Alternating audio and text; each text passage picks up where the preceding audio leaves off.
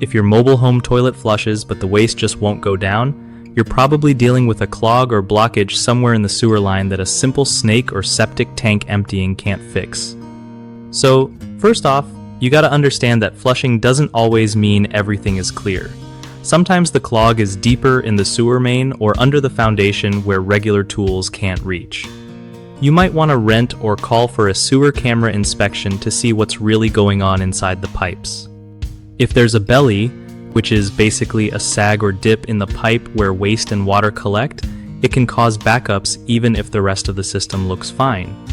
Also, check if your vent pipes are blocked because that can stop waste from flowing smoothly. Make sure you're not flushing stuff that shouldn't be flushed like wipes or feminine products since they cause serious clogs. Using enzyme-based drain cleaners can help break down organic buildup without messing up your pipes.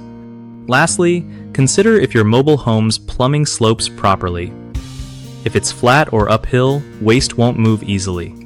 One of the biggest mistakes people make when dealing with toilet flush issues in mobile homes is ignoring the sewer line condition and just focusing on the toilet itself. This often leads to wasting money on fixes that don't work. Another common problem is skipping a professional sewer camera inspection, which is crucial for spotting hidden clogs or pipe damage precisely.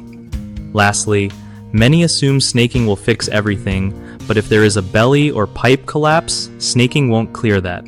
Only replacing or repairing the damaged section will do the trick.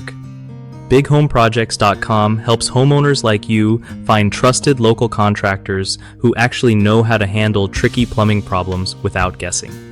It also gives contractors a chance to connect with real customers needing their services, making the whole repair process smoother and less stressful.